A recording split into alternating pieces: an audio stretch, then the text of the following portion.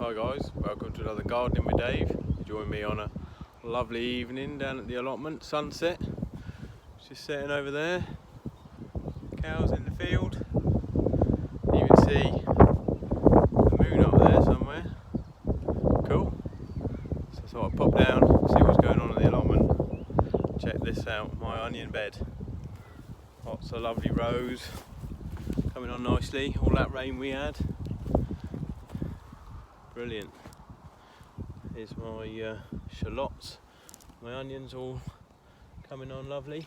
You notice in the trench system there and here, these are still wet. It's been like 3 days since it rained properly, and in the trenches still wet. That's why I do that, so all the water ends up where your seedlings are and your plants are, and it's not wasted. Great for watering as well when you're watering the watering can. You don't want it splashing all over everywhere else and helping the weeds to grow. We want to be helping our plants to grow, so that's why I do it in trenches. So they're all coming on lovely. Check these out. What I was here the other day, popped down and saw all of these coming up. Now this is rainbow chard, and this area is where I had my rainbow chard last year, and I let some of it grow to seed at the end of the season.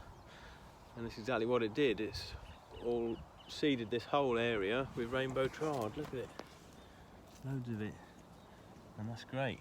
So the other day, starting at the other end, dug up some plants and I planted them in a row over there, and it's food for free, can't argue. It's a great product as well, great to eat, good to freeze, very versatile, very tasty, and it looks cool.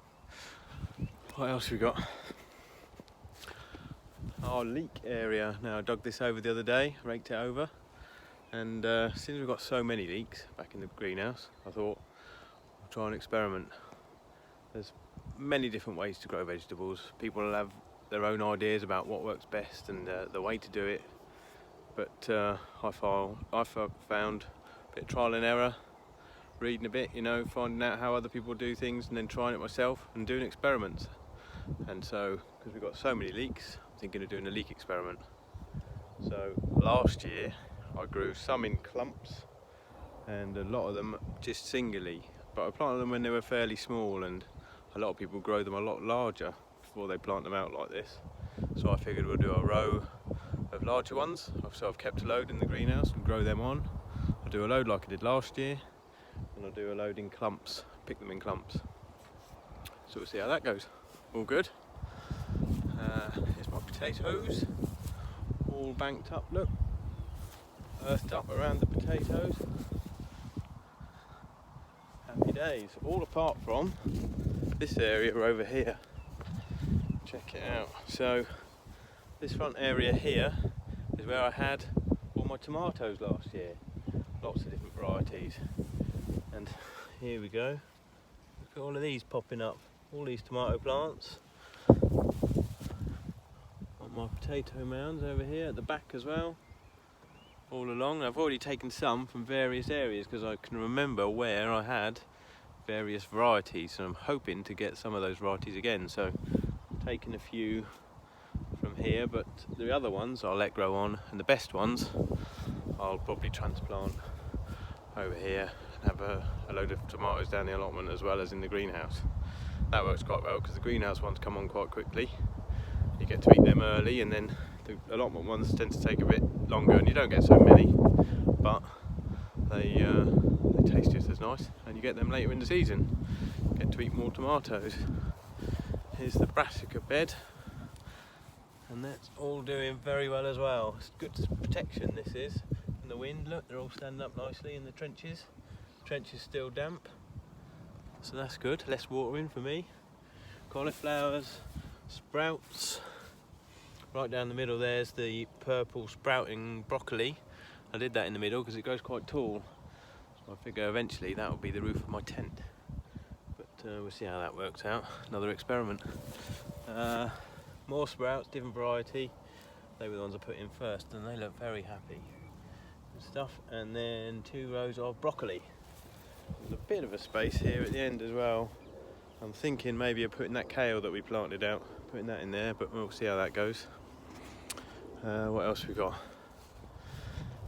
So the root crops, they're coming on to a degree. You can see them a bit happier, but this one, look, this is that rainbow chard. Even found the label in the ground over there. Bright lights, delicious. And here they are, look, rescued from over there. A lovely neat row, and it's moved on. I'm growing some more here from seed, and you can start to see them popping up too. Obviously they'll be a bit further on.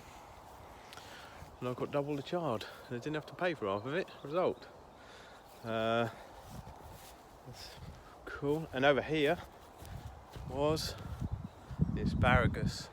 Now, I had been meaning to try this, and it takes a while to get going, 2-3 years before you can actually get it, but I thought I might as well start, seeing as I've got this extra land.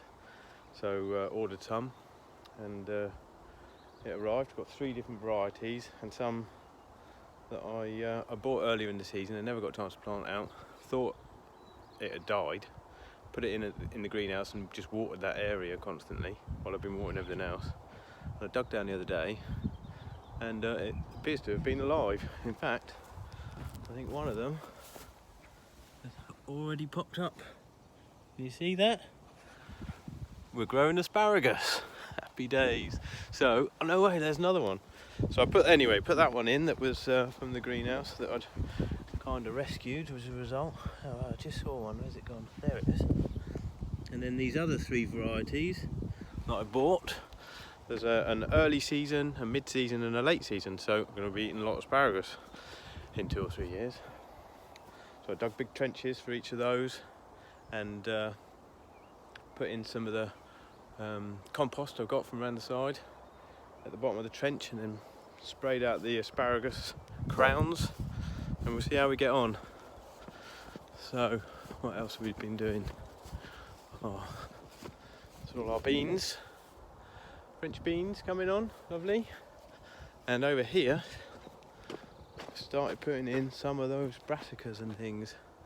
So pumpkins, squashes, I think, no, marrows, and then a variety of courgette that was doing very well in the greenhouse. You can see a little bit down here, starting to get the all the good growth of the buds. So that's great, we'll let him grow on. Somebody's been having a nibble, never mind. So again, I've done them in these trenches, and look, bottom of the trenches, still nice and damp, so no more watering needed there. And then I started the other day digging these 4 more trenches, and that's where all the other varieties of courgette are going to go eventually. And I'm trying a bit of a irrigation experiment. So you see the hand pump over there by the blue bucket. And normally you have to fill up a watering can, walk all the way down here and water everything. But me and another chap have been having a go, and we've fixed a hose onto that, and I've been able to fill this water back here. And then I was thinking maybe have the hose and fill up these trenches, pumping at that end and filling each one up. And so these ones I've done on a slight incline, and we're going to see if that works. So rest the hose at the top and pump some water, and hopefully it'll roll down and feed the lot. And it just means I can give them a good soak once a week if it's a very hot summer like it has been recently. But again, it's an experiment. We'll see if it works. Who knows? So, how are your potatoes, guys, in the potato experiment? I've brought mine down here to show you. And here we are. Look at that. Have handles, will travel. Splendid. See them popping up? They're about 4 inches high, 10 centimetres, and they're ready to have some more earth putting in. So, if yours was something similar, then you should have a go too. Now, this compost here is all the soil from when I cleared the beds when I first got here a few years ago, and I just weeded it and put the big clods of grass and that sort of thing in this big pile. And the other day I had a look at see what it was like, and check it out, lovely soil. So I'm going to use some of that on my potatoes, and literally I'm going to shovel it in.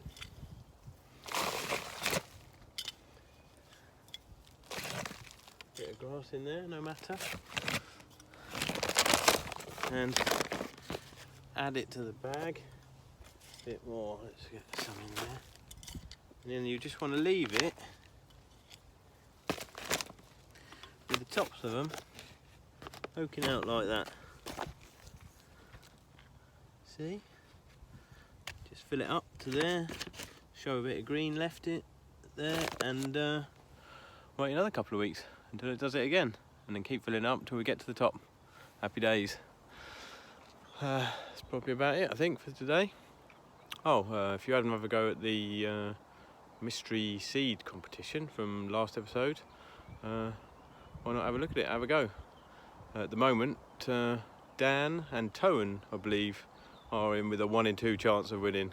So I had hoped the prize would be here to show you today, but it's not arrived, so see that on the next episode. But yeah, it's a bit of fun, have a go. Nice one. Take care, and I'll see you again. Bye.